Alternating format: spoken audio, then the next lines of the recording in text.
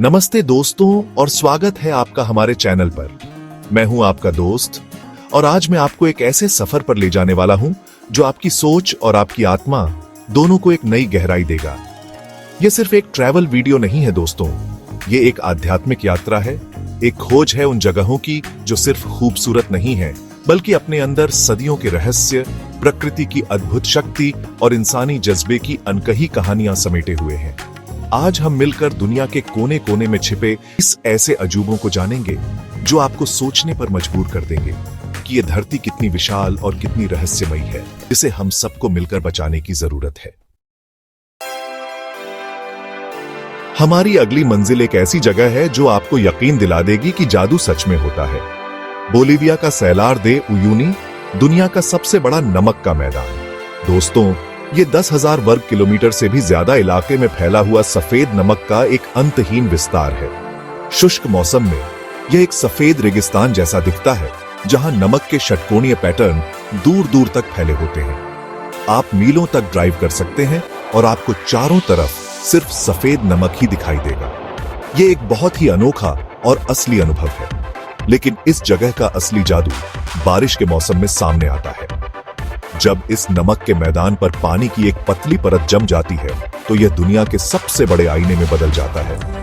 पूरा मैदान आसमान को हूबहू रिफ्लेक्ट करता है। आपको ऐसा लगेगा कि आप जमीन पर नहीं बल्कि बादलों पर चल रहे हैं। दिन में नीले आसमान और सफेद बादल नीचे जमीन पर दिखाई देते हैं और रात में पूरा ब्रह्मांड, लाखों करोड़ों तारे आपके पैरों के नीचे आ जाते हैं। इस जगह पर खड़े होकर जमीन और आसमान का फर्क मिट जाता है।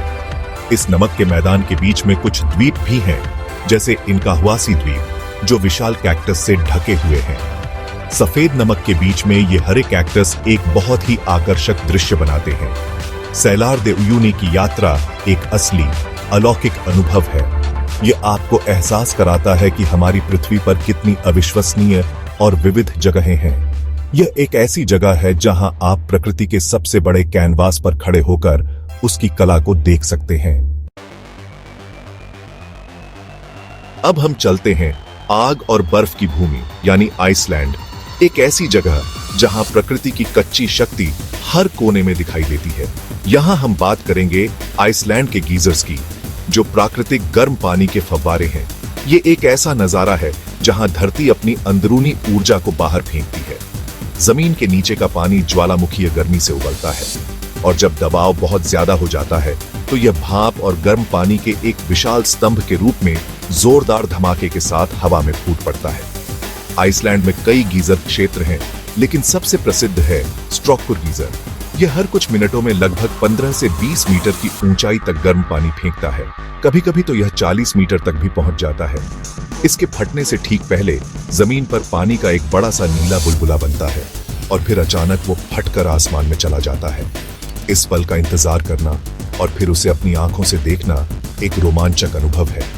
यह आपको धरती की धड़कन का एहसास कराता है। गीजर के आसपास का क्षेत्र भी बहुत दिलचस्प होता है। जमीन से भाप निकलती रहती है और चारों तरफ सल्फर की गंध फैली होती है। यहाँ छोटे छोटे गर्म पानी के तालाब होते हैं, जिनका रंग मिनरल्स की वजह से नीला, हरा और पीला होता है। यह सब मिलकर एक अलौकिक दृश्य बनाते हैं, जैसे आप किसी दूसरे ग्रह पर आ गए हो। आइसलैंड के गीजर हमें याद दिलाते हैं कि हम एक जीवित, गतिशील ग्रह पर रहते हैं, जिसकी सतह के नीचे हमेशा कुछ न कुछ घटित होता रहता है। हमारी अगली यात्रा हमें इतिहास के पन्नों में ले जाती है, जॉर्डन के रेगिस्तानी पहाड़ों में छिपे एक प्राचीन शहर पेट्रा की ओर।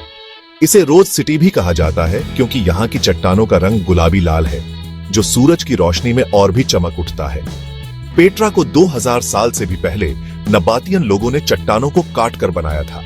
यह शहर सदियों तक पश्चिमी दुनिया से छिपा रहा, जब तक कि 1812 में एक स्विस खोजकर्ता ने इसे फिर से खोज नहीं निकाला। पेट्रा में प्रवेश करने का रास्ता ही अपने आप में एक अनुभव है। आपको 1 किलोमीटर से भी ज्यादा लंबे और संकरे रास्ते से होकर गुजरना पड़ता है, जिसे सिक कहते हैं। इसकी दोनों तरफ 80 मीटर तक ऊंची चट्टानें हैं। जब आप इस अंधेरे रास्ते के अंत में पहुंचते हैं तो अचानक आपके सामने पेट्रा का सबसे प्रसिद्ध स्मारक अल खजनेह या द ट्रेजरी प्रकट होता है। चट्टान को तराशकर बनाया गया यह विशाल और भव्य मुखौटा आपको हैरान कर देता है। यह नजारा सच कहूं तो किसी भी हॉलीवुड फिल्म के सीन जैसा लगता है। ट्रेजरी के अलावा पेट्रा एक बहुत बड़ा शहर है जिसमें सैकड़ों मकबरे, मंदिर, एक रोमन शैली का थिएटर और रहने की जगहें हैं जो सभी चट्टानों को काट कर बनाई गई हैं। आप यहाँ के मठ तक चढ़ाई कर सकते हैं जो ट्रेजरी से भी बड़ा है और जहां से पूरी घाटी का शानदार नजारा दिखता है। पेट्रा इंसानी कला, इंजीनियरिंग और दृढ़ संकल्प का एक अद्भुत प्रमाण है। यह आपको सोचने पर मजबूर करता है कि कैसे प्राचीन लोगों ने इतने सीमित साधनों के साथ ऐसे अविश्वसनीय स्मारकों का निर्माण किया। अब हम दुनिया के सबसे बड़े गर्म रेगिस्तान सहारा की ओर बढ़ते हैं जो उत्तरी अफ्रीका के एक बड़े हिस्से में फैला हुआ है। दोस्तों, सहारा सिर्फ रेत का एक खाली मैदान नहीं है, ये एक ऐसा परिदृश्य है जो लगातार बदलता रहता है। यहाँ आपको मीलों तक फैले सुनहरी रेत के टीले मिलेंगे जो हवा के साथ अपना आकार और स्थान बदलते रहते हैं। यहाँ चट, रॉकी पठार, सूखी घाटियां और छोटे छोटे नखलिस्तान यानी ओएसिस भी हैं जहां खजूर के पेड़ और पानी का स्रोत जीवन को संभव बनाते हैं। सहारा की यात्रा का सबसे यादगार अनुभव है ऊंट पर बैठकर सूर्यास्त देखना। जब सूरज धीरे धीरे रेत के टीलों के पीछे डूबता है तो पूरा रेगिस्तान नारंगी, लाल और बैंगनी रंगों से नहा जाता है। रेत के टीलों पर बनती परछाइयां एक जादुई दृश्य बनाती हैं रात में। जब आप किसी पारंपरिक बर्बर कैंप में रुकते हैं तो आपको एक ऐसा आसमान देखने को मिलता है जो आपने कभी नहीं देखा होगा। शहर की रोशनी से दूर यहाँ लाखों करोड़ों तारे इतने साफ और चमकीले दिखाई देते हैं कि ऐसा लगता है आप उन्हें छू सकते हैं। सहारा की खामोशी बहुत गहरी है। यहाँ आपको सिर्फ हवा की सरसराहट सुनाई देती है। यह शांति आपको अपने अंदर झांकने का मौका देती है। यह एक कठोर लेकिन खूबसूरत जगह है जो आपको जीवन की सादगी और पानी के महत्व का एहसास कराती है। यहाँ के लोग जैसे तुआरेग और बर्बर सदियों से इस मुश्किल माहौल में रहना सीख चुके हैं। सहारा की यात्रा आपको धैर्य, सहनशीलता और प्रकृति के प्रति सम्मान सिखाती है। हमारी अगली मंजिल है कनाडा के रॉकी पहाड़ों के दिल में बसा बनफ नेशनल पार्क। यह कनाडा का सबसे पुराना नेशनल पार्क है और एक ऐसी जगह है जो किसी पोस्ट कार्ड की तरह दिखती है। यहाँ आपको बर्फ से ढकी नुकीली चोटियां, घने जंगल, विशाल ग्लेशियर और सबसे बढ़कर चमकीले फिरोजी रंग की झीलें देखने को मिलेंगी। ये झीलें इतनी खूबसूरत और साफ हैं कि आप यकीन नहीं कर पाएंगे कि इनका रंग असली है। ग्लेशियरों से पिघलकर आने वाले पानी में मौजूद चट्टानी कणों की वजह से इन झीलों का रंग ऐसा होता है। पार्क की सबसे प्रसिद्ध झीलें हैं लेक लुइस और मोरेन लेक। लेक लुइस के किनारे पर बना फेयरमोंट चेटो होटल एक शानदार दृश्य प्रस्तुत करता है, जबकि मोरेन लेक जो 10 चोटियों की घाटी में स्थित है को दुनिया की सबसे खूबसूरत झीलों में से एक माना जाता है। आप इन झीलों पर कैनोइंग यानी नाव चलाना कर सकते हैं या उनके किनारे बैठकर घंटों तक उनकी सुंदरता को निहार सकते हैं। यहाँ की शांति और ताजगी भरी हवा आपके मन और शरीर को तरोताजा कर देती है। बनफ नेशनल पार्क सिर्फ झीलों के लिए ही नहीं बल्कि यहाँ के वन्य जीवन के लिए भी जाना जाता है। यहाँ आपको ग्रिजली भालू, काले भालू, एल्क, हिरण और पहाड़ी बकरियां देखने को मिल सकती हैं। पार्क में सैकड़ों किलोमीटर लंबे हाइकिंग ट्रेल्स हैं जो आपको जंगलों, पहाड़ों और झरनों के बीच ले जाते हैं। बनफ एक ऐसा स्वर्ग है जहां आप प्रकृति के सबसे शांत और भव्य रूप का अनुभव कर सकते हैं। यह एक ऐसी जगह है जो आपको बाहरी दुनिया से जुड़ने और एडवेंचर के लिए प्रेरित करती है। अब हम दक्षिण पूर्व एशिया के एक अनमोल रत्न वियतनाम के होलोंग बे की यात्रा करते हैं। यूनेस्को की विश्व धरोहर स्थल ये खाड़ी अपने पन्ना जैसे हरे पानी और उसमें से निकलती हजारों चूना पत्थर की विशाल चट्टानों के लिए प्रसिद्ध है जो अलग अलग आकार और आकारों में है।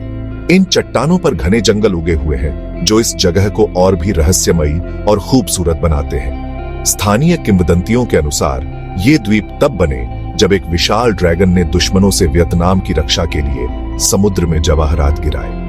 होलोंग बे को एक्सप्लोर करने का सबसे अच्छा तरीका है एक पारंपरिक जंक बोट पर क्रूज लेना।